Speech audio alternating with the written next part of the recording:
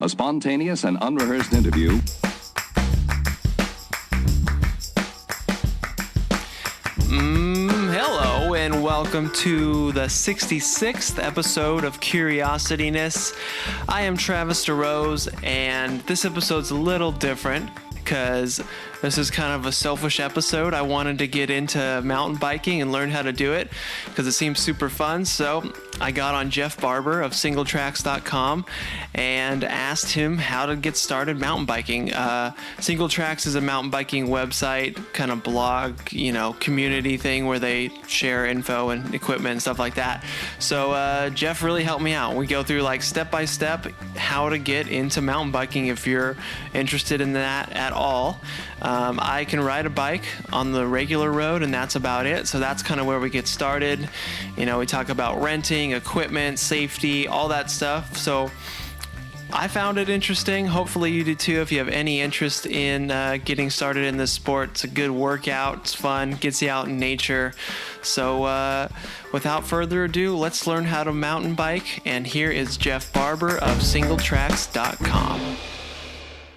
All right. What's up, Jeff? How you doing? Pretty good. How you doing, Travis? Doing good, man. Thanks for being on. Stoked to talk. So where are you at? Where are you based out of? I'm in Atlanta, Georgia, actually in Decatur, which is just east of Atlanta, about 5 miles or so. Oh, okay. So pretty close. So is that like suburban type stuff, or what kind of area is that? It's actually not.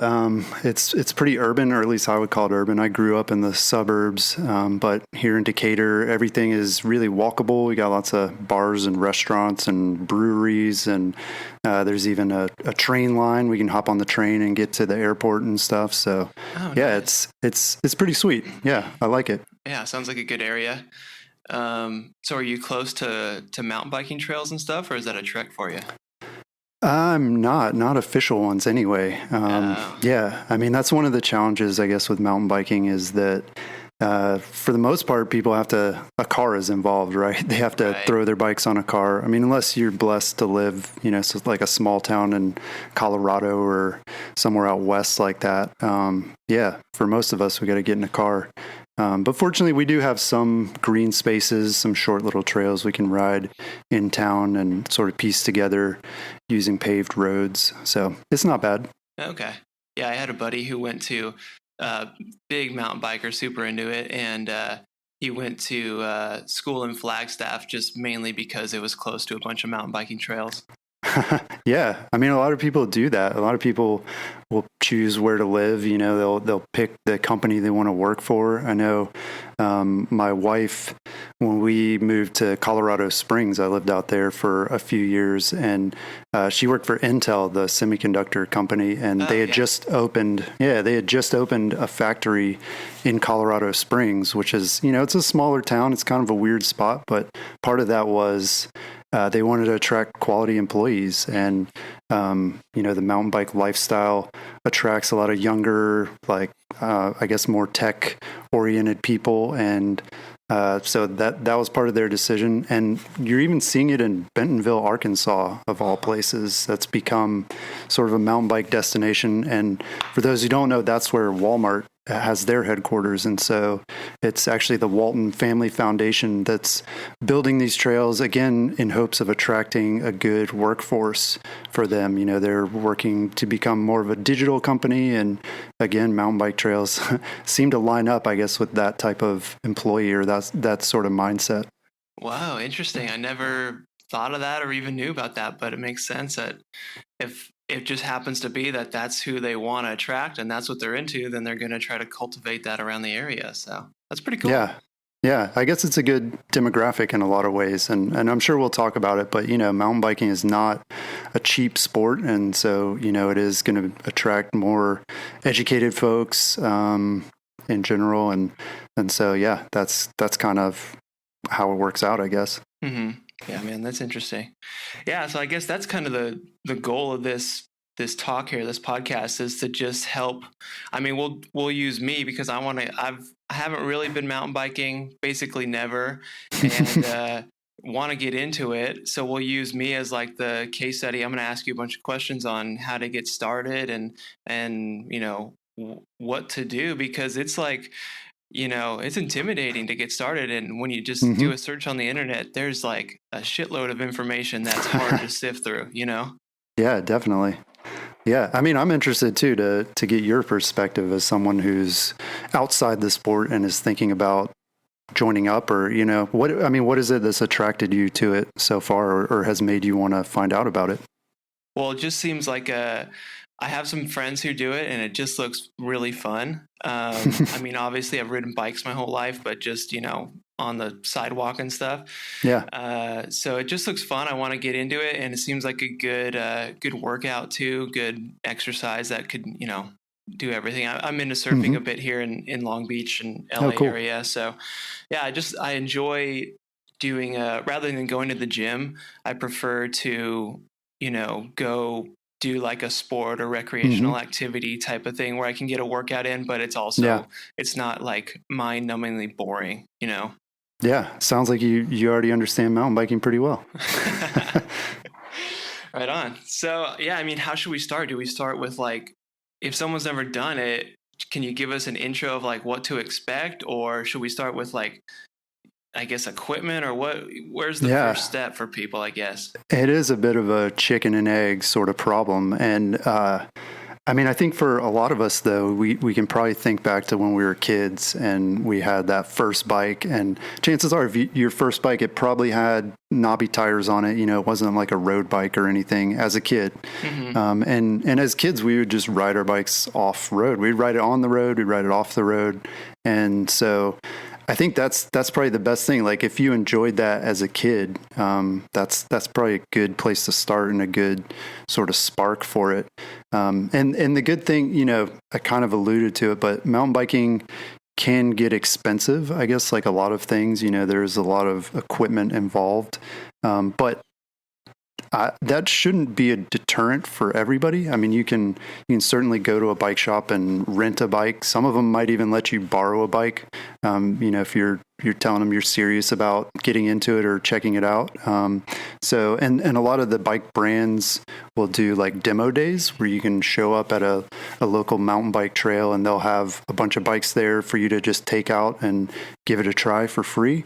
So that's probably the best way to do it. And it also really helps to have friends that are into it. Like you mentioned, if you have somebody who mountain bikes, then they're almost always going to be really stoked to bring you along with them and show you exactly what it is that they do and why they enjoy doing it. Yeah, totally. The only thing that I've run into, this isn't with mountain biking, but when I first started surfing, I had some friends who had been surfing since they were like little kids, and basically just they're like, yeah, come along, we'll show you how to do it, and just like threw me into it with like waves that were too big. I wasn't ready for it. So that can be an issue too, where they're not the best teachers. They'll just throw you into the stuff. So yeah, you got to pick your friend wisely. Some people are better than others at introducing them, and I've been guilty of that. I mean, it's taken me a long time to figure out exactly how to do that, because like you said, after you've been doing it for a while, there are things that you think, oh, that's easy, but then you bring somebody new along and you're like, oh, that's not as easy as I thought it was. Or, it's been a long time since I learned to do that. And I have a couple of young kids and I've been teaching them how to ride. And so that's kind of helped me, I guess, understand it a little bit better, to just be a lot more patient and to really like start at the basic level, somewhere that's going to be a trail that's nice and wide and is fairly flat and doesn't have a lot of like roots or rocks or anything like that. And then, from there you just keep riding and try new things and try to get more comfortable. Okay, cool. So the first step for someone who's maybe never even done this would be to find like a shop or a rental company or like a demo day or something, and just get on a bike and try it, right? Yeah. And you can, there are a ton of bike brands. I mean, if you search online for mountain bike brand, I mean, there's going to be hundreds, but the biggest ones like Trek and Giant and Specialized, they're going to typically run these demo events all over the country. And usually they'll they'll do it with a local shop. So your local bike shop will have these days on the calendar where they say, hey, we're going to be out at this trail near town. Come on out and check out the bikes. And so, yeah, I would really recommend that if you've never done it before. It's just a really fun way. And you can talk to the people from the shop there. You can talk to the people from the brands, and they'll really help you get dialed into like exactly what you want to do and what kind of equipment you're going to need to do that. Okay. No, that's good. And then, I mean, kind of being in the mountain biking community, are people like generally pretty cool and open to new people coming in and teaching people? Because I know, like, at least from my experience, it can be intimidating and, you know, a little embarrassing almost to come into like a demo day or something like that and say like, I have no experience. Like, where do I start?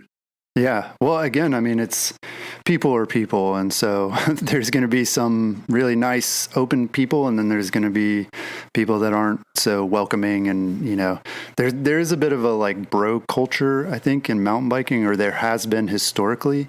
And, but that's really, really changing just in the last few years. Most of the brands, the industry itself is trying to build a lot more diversity. And so you're seeing a lot more outreach to women. There are a lot more women riding now.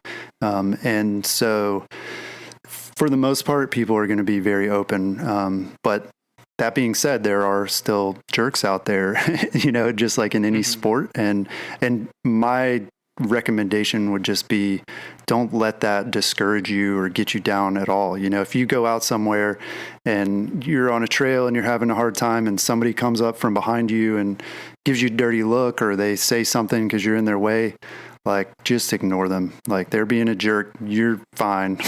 Like, there's a lot of people take it, they kind of internalize it and say, oh man, like I'm not good, or I shouldn't be doing this. I shouldn't be out there. You have just as much right to be out there on the trail as anybody else. And, so yeah, I can't guarantee that it's going to be a fun, easy experience initially, but it's all about your attitude that you take into it, and just know that it's fine. Everybody's got to start somewhere, and hopefully the people around you will be helpful.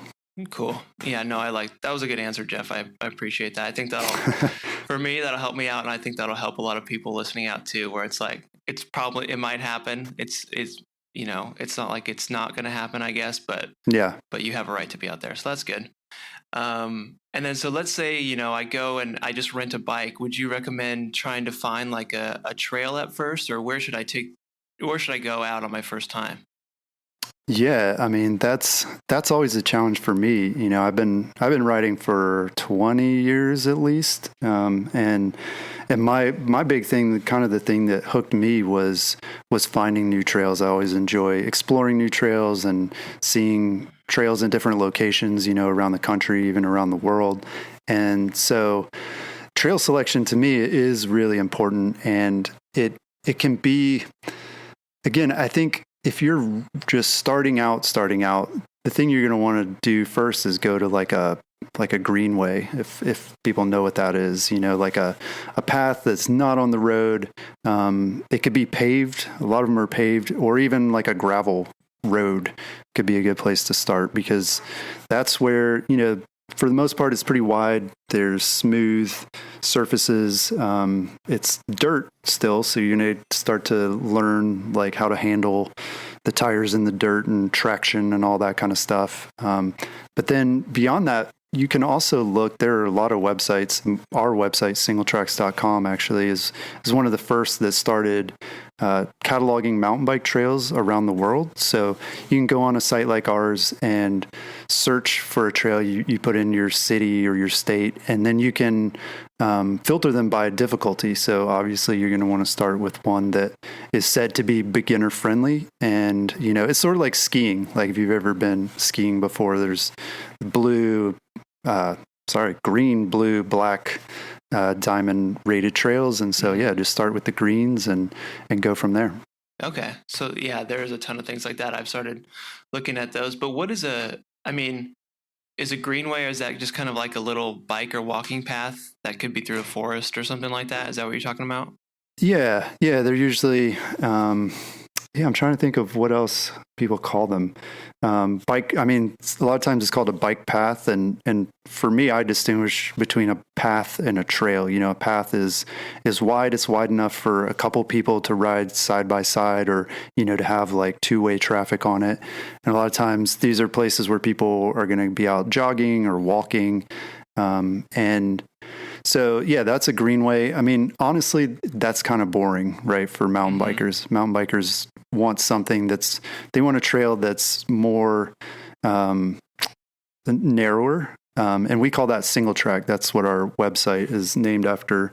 Singletracks is this idea that it's only wide enough for a single bike or a person to go down one at a time. So that's really what people are going to enjoy the most. And that's kind of the goal, is to get up to the point where you can ride single track. And that's not to say you can't do that right away. I mean, these days, mountain bike trail builders are really trying to keep beginner riders in mind, and they're building these single track trails that anybody can ride, kids, families, first time people.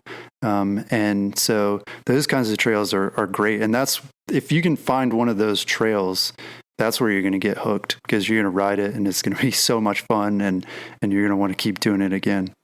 Sweet, man. So is there, like, when you first go on this, is there any sort of, I don't know, like skills or types of things to work on? Or is it like, should you just kind of focus on getting through this thing? Yeah. I mean, I honestly wouldn't put a whole lot of too much thought into it, right? Like, I wouldn't try to overthink it.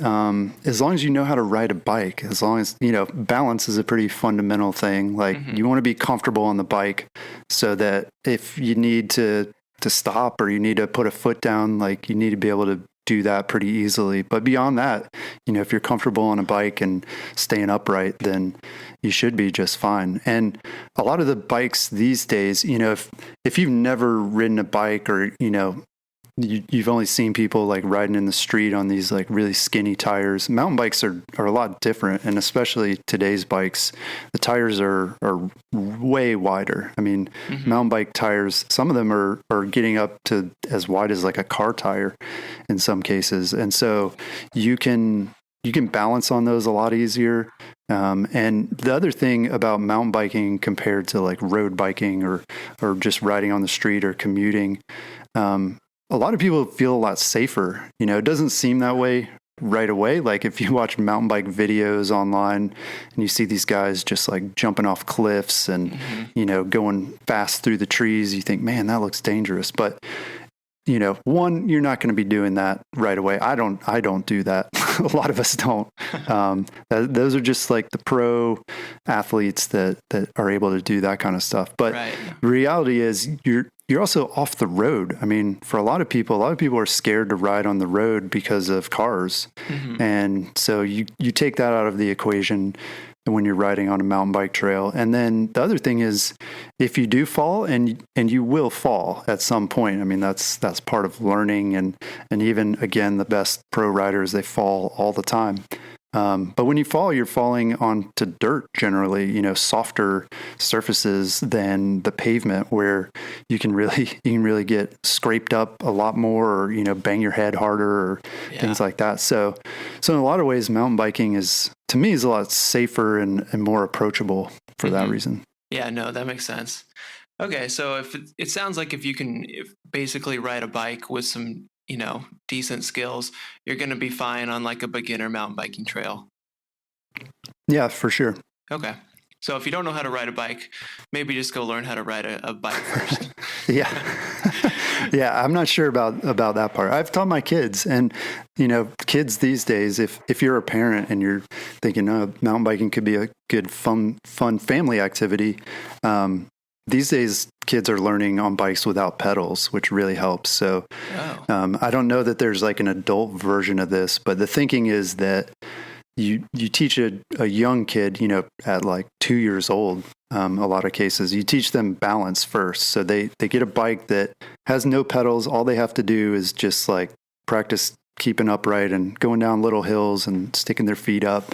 And then once they get the balance right, and they're a little bit taller, then you can add pedals to the mix. So it's like you're learning the two things separately instead of trying to have to do both at the same time. So again, I don't know if that's applicable to grown-ups, but but yeah, I mean, balance seems to be the fundamental thing. And then once you have that, just spin the pedals. Okay. No, that's interesting. So do kids' bikes, are they kind of not using training wheels anymore? Yeah, no, you'll get shamed if you use training wheels these days. Wow, I had no idea. Yeah, it's weird. And there's nothing wrong with it, but yeah, people will in the neighborhood will definitely be like, "Huh, you got training wheels for your kid, huh?" Because training wheels they're really awkward. Our kids got like bikes from neighbors at various points with training wheels, and they were really confused by them, and I was too, because it's like you can kind of like cheat, like you're off balance, and you'll like lean a little bit and then it'll catch you, and the wheels are like, they're loud, and I don't know, it's not a great way. But yeah, our youngest son, he was riding with pedals at 3, I think. He's definitely before 4 years old. So you can teach kids a lot younger if you just skip the training wheels and give them a balance bike. Okay, interesting. Had no idea that was going on. Okay, so let's say someone's, they've rented a bike, gone out and done, a trail. They've maybe gone 2 or 3 times and it seems like they're into it. Would the next step to be for them to start investing in their own equipment? Yeah, definitely. I mean, one of the things that I love, I'm cheap. And so one of the things I love about mountain biking compared to other grown-up activities like, say, golf or tennis or something like that is it's essentially it's free every time you go, right? You just have to invest in the equipment. Or skiing too. I mean, skiing, you got to buy a lift ticket or a season pass. But mountain biking, if you've got a bike, you can show up at most trails and just ride as much as you want, and it's completely free. So, but that being said, there is that initial investment. And the first thing obviously is going to be to get a bike and also a helmet. Those are like the 2 things that you got to have. There's obviously a lot of other equipment that you can have that you can add on as you get more into the sport and as you want to get more comfortable. But yeah, the basics are a bike and a helmet. And when you start looking at bikes, there's a huge price range, just like cars, right? I mean, you can get a basic car that's going to get you around and do just fine, or you can spend hundreds of thousands of dollars on a car. And bikes are no different. So, most people, maybe if you've been in your local department store, your Walmart or Target, you've probably seen bikes there for, I think you can get them for $100 probably. And on the other end of the spectrum, there are $10,000 mountain bikes.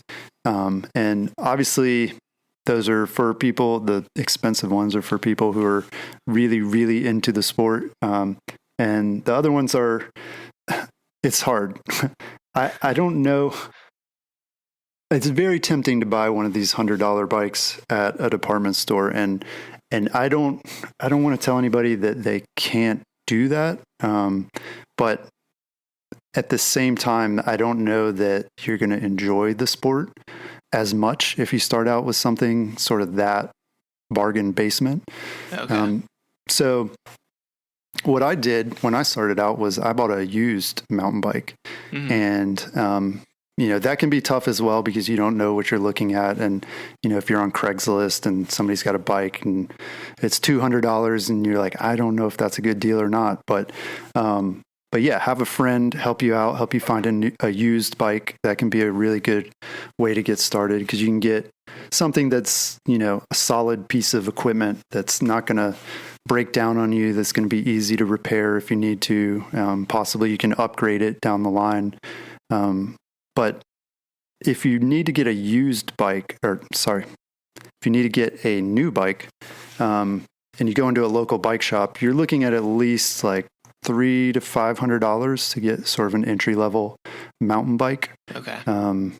And yeah, I mean, that's it kind of sounds like a lot, especially if it's something you're not sure you're going to enjoy. And so again, that's why I recommend renting or, demoing a bike and making sure that's something you really want to do. Also borrowing a bike from a friend. Most of the mountain bikers that I know, again, we love getting more people into the sport, having friends join us. And so most of us have a garage full of bikes. There's the joke that, people ask like, how many bikes should you have? And the answer is always N+1. So whatever you have, you always want another one. Right. And so you can take advantage of that. If your friends are really into the sport, chances are they have several extra bikes sitting around. And so borrow one of theirs for a while until they tell you, you can't borrow this anymore. You got to get your own. No, that's good to know. Yeah, I mean, Craigslist and stuff can be great. There's, especially for like sporting equipment stuff, there's so much used stuff on there. Yep. And yeah, for me personally, buying stuff on there it's so easy to Google stuff. Just like, if they have the make and model or whatever of the bike, just do a Google search on that and you'll get a ton of reviews and everything to see if it's actually a decent bike or whatever, I guess. Yeah, that's a great point. And with all these, like, I don't know if people are on these neighborhood email lists or neighborhood websites where you can put out like, I want to buy a mountain bike. Chances are you got neighbors who bought a bike and they rode it for a little bit and then they haven't touched it for years. And they're not selling it, but if somebody wants it, they're like, oh shoot, that thing's just taking up space in my garage. And so you can maybe get a good deal. Maybe you can get a free bike that way. Who knows? Yeah, good point.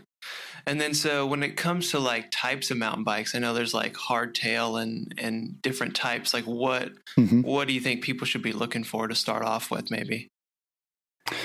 Yeah, that's another really hard question. And there's a lot of debate. If you ask, a bunch of other mountain bikers, you get a bunch of different answers.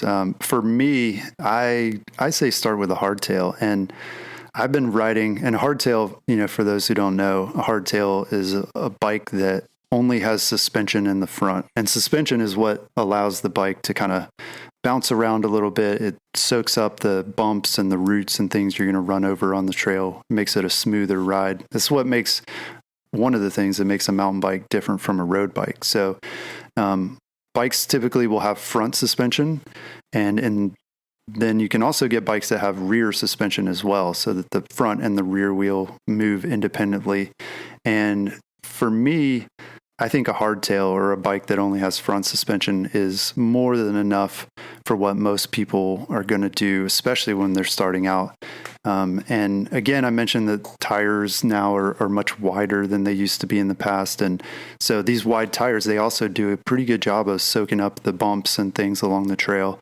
And so for me, I've been riding a lot of hardtails lately, almost exclusively for the past year or two. And this is after years of riding, fancy full suspension bikes that cost thousands of dollars. But these days the hardtails are more than enough for what I like to do on the bike. And again, they're very capable, and they're more capable than they were even just a few years ago.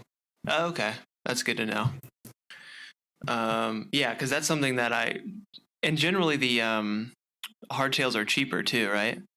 Yeah, they're going to be a lot cheaper. So, and again, this is a personal thing, but to get a bike that is a good bike, that I would consider a decent bike, if you're looking at a hardtail, you could easily get a very good bike for $2,000. You could get a decent one you're going to be happy with for years for $1,000.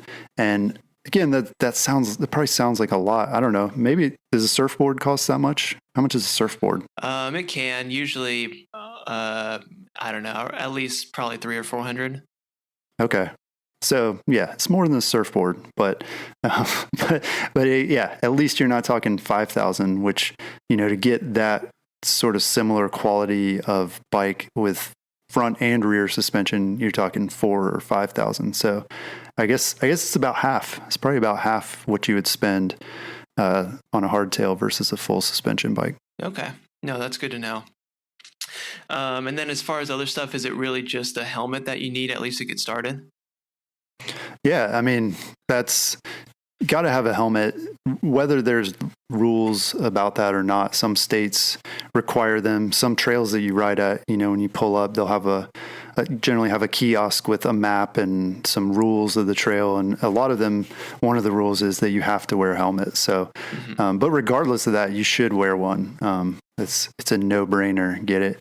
But yeah, you want to have that as your minimum safety equipment. But beyond that, gloves are helpful to prevent calluses, and also when you sweat, your hands are going to slip on the grips a little bit. So gloves are good to have.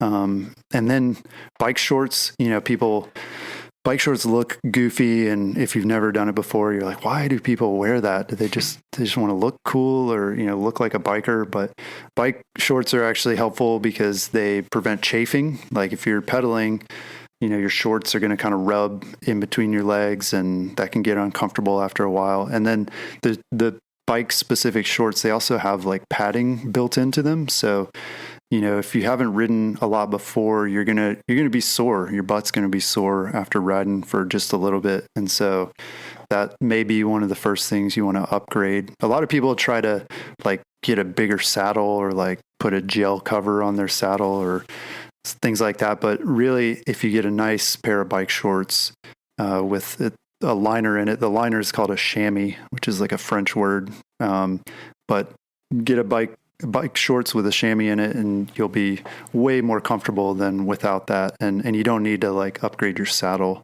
or anything. And then as far as shoes go, most people are fine in tennis shoes, honestly, to start.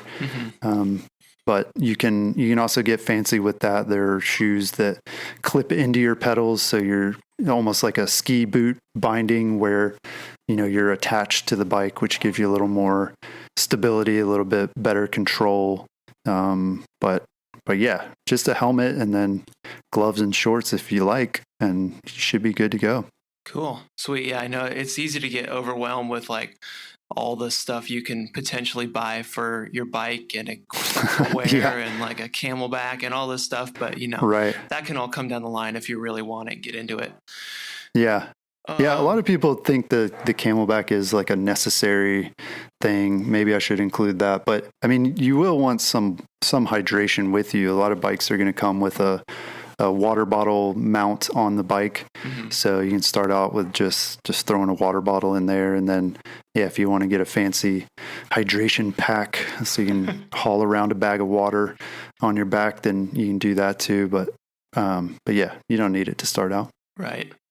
And then, so when people are just kind of start going out, is there any like safety tips that they should be aware of, like to go out with other people or at least go to a fairly frequent, like a trail with other people on it at least, or any things like that I wouldn't think of?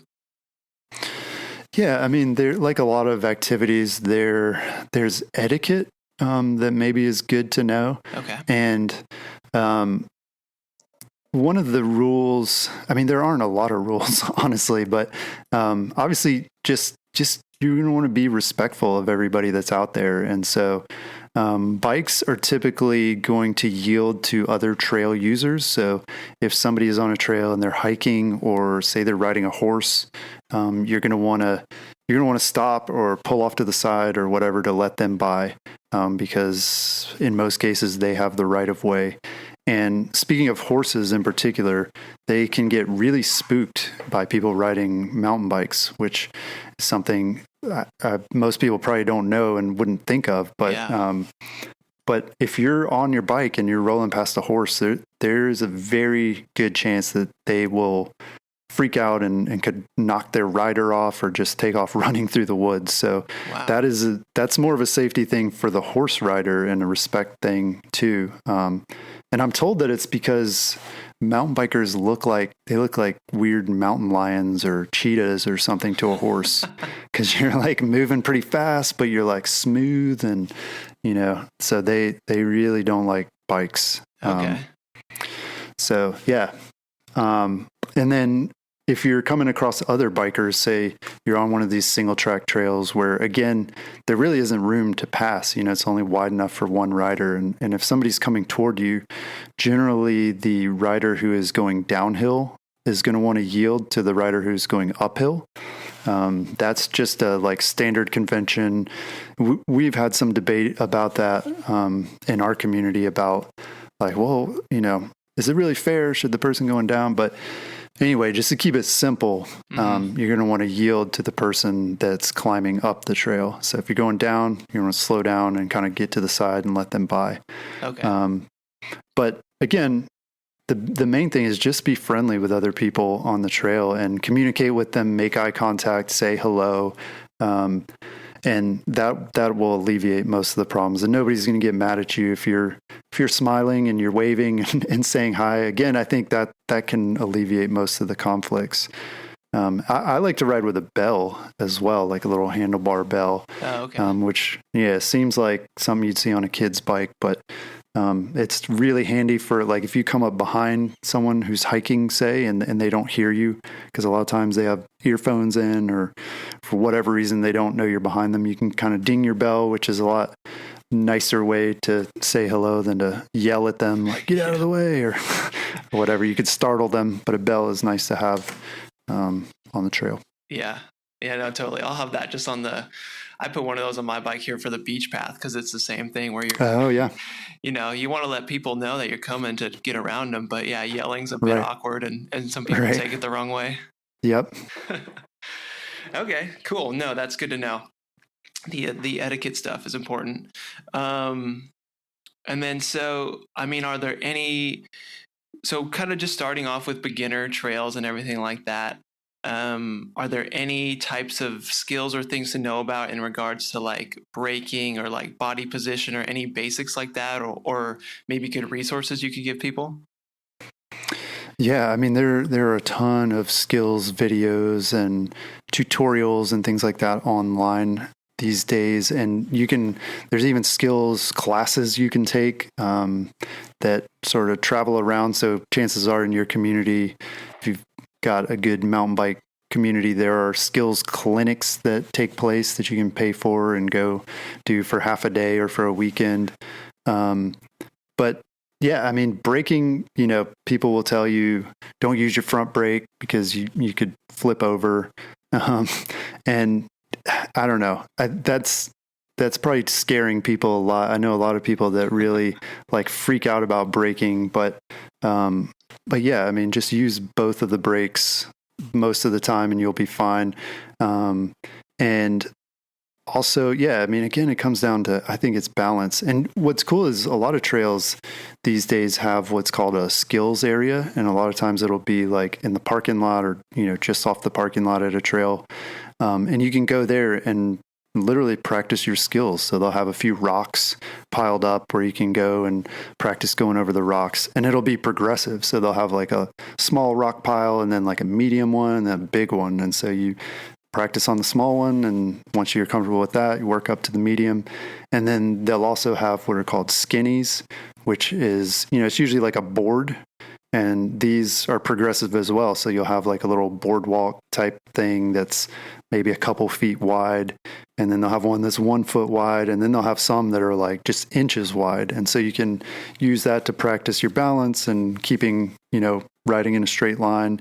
And so, yeah, my kids especially, they love doing that stuff. I think as adults, we're like in too much of a hurry to like get to the good part or like, we just want to be good at something right away or we want to jump right into it. But if you take the time to really practice those skills, you'll be a lot more comfortable on the trail. And honestly, it's kind of fun in itself. You get your buddies to go out there to the skills area and just hang out, crack a couple beers if you're allowed to do that and you're of age. And yeah, just practice. We call it sessioning. Oh, okay. No, that's good. I didn't know that stuff existed. So that's good to hear. And then as far as like, there's kind of like trails and then there's also sort of like mountain biking parks, right? Yeah. Yeah. That's becoming much bigger thing. A lot of ski resorts are adding bike parks to their offerings, their summer offerings. And in a lot of cases, it's interesting to me because, with global warming and everything, like ski seasons are becoming shorter or they're just unpredictable. You know, one year it'll be great, one year not so great. So a lot of these resorts are really pouring a lot of money into summer activities, particularly mountain biking. And so at a lot of ski resorts, you buy a lift ticket and they'll haul your bike up to the top of the mountain, and then you can ride down the mountain, and they build all kinds of different trails. Some will be sort of natural through the woods, you know, with like rocks and roots and trees and things and skinny, sharp turns and stuff like that. And then others will be more of the like bike park style, I think, which is what you're talking about, that are like,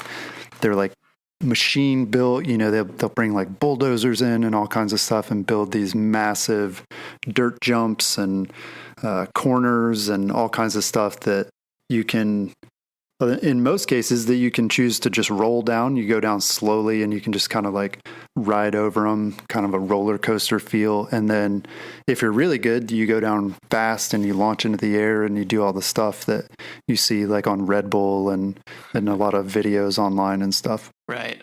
Okay, cool.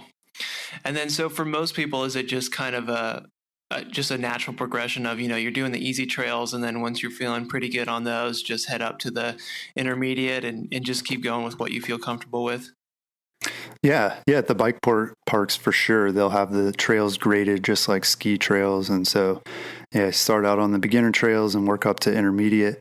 Yeah, it's interesting. I mean, I don't know. I never got into skiing a lot, and so I guess I was never really that competent at it. So I don't know how it is with mountain biking, but I feel like with mountain biking, it takes a long time to really progress. I mean, I guess you could show up to a bike park never having ridden, and by the end of the day, you'd probably be riding some blue trails. You know, maybe you would even work up to the courage to do a black trail. But you're not going to do it very well, if that makes sense. Like you could get down it, but I think you wouldn't enjoy it, and you wouldn't like maximize sort of what the trail is built for, if that makes sense.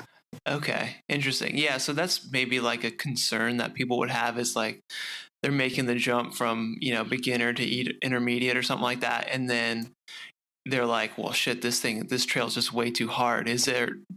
Are you kind of able to just, if that's the case, to just kind of slowly go down this thing and probably be okay? Yeah. I mean, that's what's cool. The trails that they're building, there's like a style of trail now called the flow trail. And it was designed basically with that idea in mind, where anybody could ride down it, and, you know, they could just be on their brakes the whole way, and, you know, it's smooth and pretty easy to get down, and they would enjoy it. You know, it wouldn't be like, oh my gosh, I'm so glad I'm down at the bottom now and I'm not dead.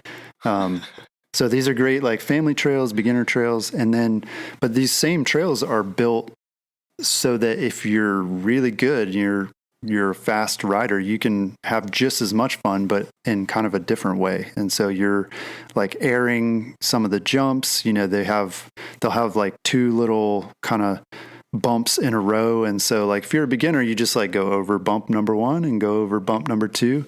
Whereas a pro rider is going to come down, they're going to jump off the first one and they're going to land on the backside of the second one. And so, you know, there's just stuff like that, and trails are built that way. There's a lot of thought that goes into the trails and how they're designed. And then there's, just a lot of options today that make it fun for everybody. So yeah, it's a really good time to be starting out for sure. Cool. I dig that. And then, so are there any, I don't know, like mountain biking, like groups or meetups or stuff like that you would recommend people join, or like, I don't know, trail building stuff or cleanups or anything like that?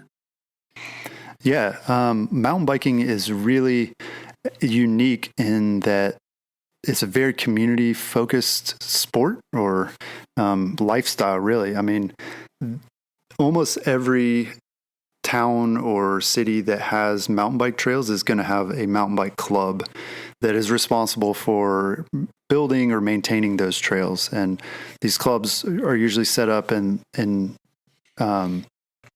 to work with like local governments or places that own land, and they'll be the clubs will be the ones that go to get permission to build trails. They'll be the ones, again, that maintain them. And so clubs are a really important part of mountain biking. And so that is a good place to start for sure. Like, find out about your local mountain bike club, see if they're going to be working on trails, because, they always need help doing that sort of thing. And then most of them will also do social activities too, and they'll put on races. Racing is a kind of a big part of mountain biking. It's definitely not like a required part. If you're thinking like, oh, I'm not the kind of person who wants to race or compete, that's totally fine. There are many, many mountain bikers who never race the whole time. They just do it for fun. But if you are a competitive person, or you enjoy, riding with a bunch of other people, then definitely sign up for a race too. You can meet a lot of cool people that way. So yeah, there are a ton of ways to get connected. And then of course, online, there are tons of Facebook groups and Meetup groups, and generally people are really stoked to have new people join them. I know a lot of bike shops too. Your local bike shop is a good resource to use to get connected with other mountain bikers. A lot of shops will have like a weekly ride that they organize, and so you can show up to one of those. They're usually, just anybody can come, and you can come out and meet other people and ride with them. And then even there's just cool clubs. I ride with a club here once a week. We do a ride on Tuesday nights, and we call it a no drop ride, which means if you come out, we're not gonna leave you behind. You're not gonna get lost in the woods. We're gonna make sure that you're good, and if you have a flat tire, we're gonna be there to help you out and get you on your way. Sweet. I like that. The no drop ride. That's good. And then, it seems like a good way to kind of, if you don't even know anybody who's a mountain biker and, obviously want to make some friends, to go out and offer to help build trails and anything like that. Be a good way to meet some people who then could potentially, have bikes you could borrow and are willing to help you, teach you a little bit and stuff like that too, I would imagine. Yeah. Mountain bikers tend to be pretty social. And, it is an interesting mix. It does seem to attract some introverts, but also a lot of extroverts. So it's a good mix of people. And I would say, one of the best ways, if you have a good shop, show up to your shop like on a Friday evening. A lot of shops, they'll have like beer and stuff, and people will just be hanging out at the shop. That can be a really good time to meet people socially and try to like get a foot in the door that way. Okay, cool. And then to find this stuff, just probably a Google search, or maybe try social media or something like that. Yeah. Everything's on the internet now, and websites like ours will have forums. So if you're comfortable with that kind of thing, signing up on a forum and asking questions, and we have plenty of people all the time that say that, like, I'm thinking about getting into mountain biking, and I found these two bikes on Craigslist. Like, what do you guys think? And you'll get a bunch of replies within a few hours of people trying to help you out. And same thing, you say, hey, I just moved to this city. Like, where's a good place to ride, or are there any group rides? And people usually reply pretty quickly, and you can get connected that way. Nice. Cool. Man, well, this is great. Is there anything else that, anything else you want to add, or questions you get often that you want to share, anything like that? Or have we done a good job of covering this stuff? We've done a pretty good job. I think one of the things we did a couple years ago, I reached out to a number of my friends who had stopped mountain biking, and I asked them, why don't you do it anymore? Like, what are the barriers to getting started? And I think we covered most of them here.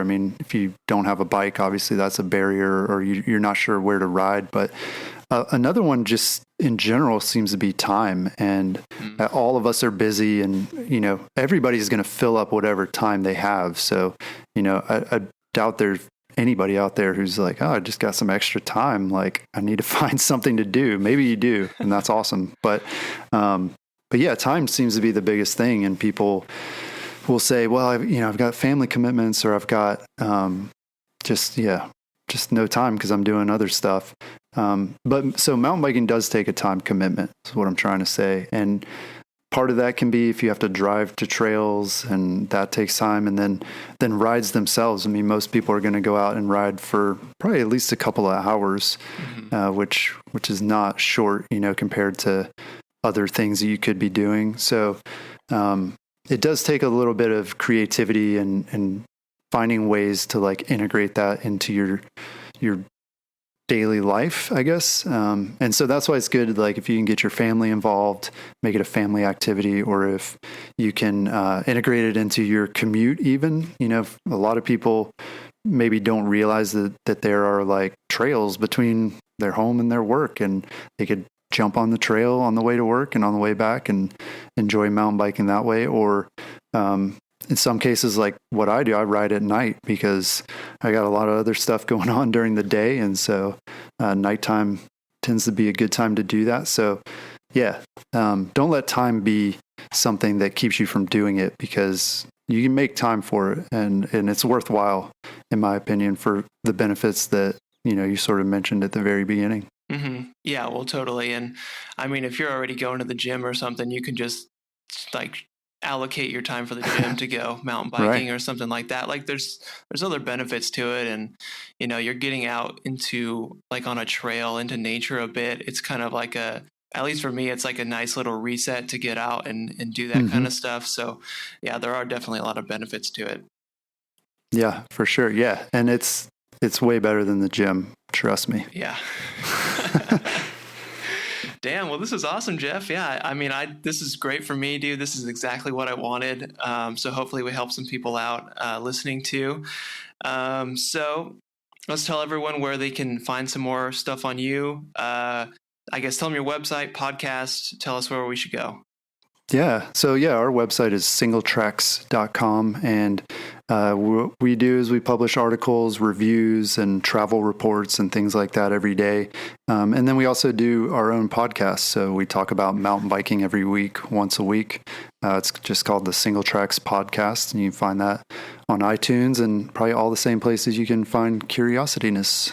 Right on. Cool, man. Well, yeah, I'll have links to the website and everything like that. Any social media things you want to throw out?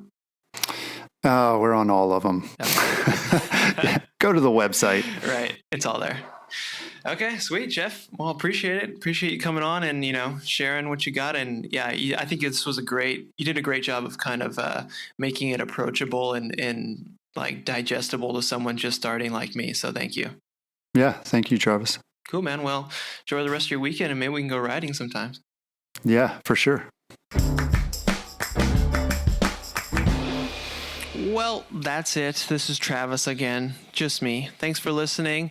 Hopefully that was a great practical episode if you were into that and wanted to get into mountain biking. Definitely got me excited. I'm getting ready to get my bike here and get on the trails and everything like that. So thanks for listening. And if you know a potential mountain biker who wants to get into the sport, you got a friend who wants to try it out, I'd love it if you sent this episode to them and shared it with your friends and family. That's the best thing you can do to help out the podcast. Really love when people do that. You can do it through your mouth and word of mouth and just say it like a normal person, or you could do it electronically over social media and tag me on there at Curiosityness Podcast on Instagram. And send me an email if you got some things you want to share with me, Travis at Curiosityness.com. And our website is Curiosityness.com. We got free stickers on there you can get for free. Don't even have to pay for shipping. It's free. So that's all I have to say. Thanks for sticking around and listening to the episode and supporting the podcast. And I'll see you in the next one. Goodbye.